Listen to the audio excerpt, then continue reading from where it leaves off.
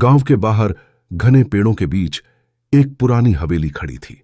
सालों से वह वीरान पड़ी थी और लोग कहते थे कि उसमें बुरी आत्माओं का वास है। सूरज ढल चुका था और अंधेरा गहराता जा रहा था। तभी 3 दोस्त रवि, सीमा और अमित उस हवेली के पास पहुंचे। चलो अंदर चलकर देखते हैं, रवि ने हिम्मत दिखाते हुए कहा। सीमा और अमित थोड़ा डरे हुए थे, लेकिन रवि के जोर देने पर वे मान गए। हवेली का दरवाजा जंग खाया हुआ था और मुश्किल से खुला। अंदर घुप्प अंधेरा था और धूल की मोटी परत हर चीज पर जमी हुई थी। हवा में एक अजीब सी ठंडक थी और सन्नाटा इतना गहरा था कि उनकी अपनी सांसों की आवाज भी डरावनी लग रही थी। जैसे ही वे आगे बढ़े, उन्हें एक कमरे से धीमी आवाजें सुनाई दीं। ऐसा लग रहा था जैसे कोई फुसफुसा रहा हो। उन्होंने डरते डरते दरवाजा खोला।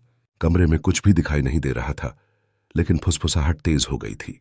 अचानक एक ठंडी हवा का झोंका आया और कमरे में रखी एक पुरानी कुर्सी हिलने लगी।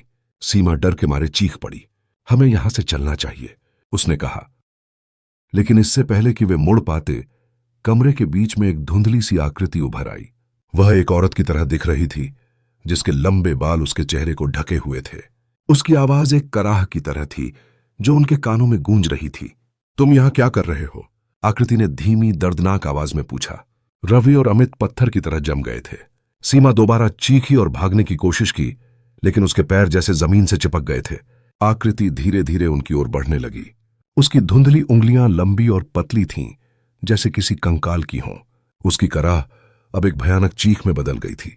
तभी अचानक एक तेज आवाज आई और आकृति गायब हो गई। तीनों दोस्त बदहवास होकर हवेली से बाहर भागे और पीछे मुड़कर भी नहीं देखा। उस रात के बाद रवि, सीमा और अमित कभी उस हवेली के पास नहीं गए। उन्होंने कभी किसी को नहीं बताया कि उन्होंने वहां क्या देखा था, लेकिन वे हमेशा उस ठंडी हवा, उस फुसफुसाहट और उस भयानक आकृति को याद करते रहे। उन्हें पता था कि उस पुरानी हवेली में कुछ ऐसा था जो इस दुनिया का नहीं था, और वह हमेशा वहीं रहेगा, अंधेरे में इंतजार करता हुआ।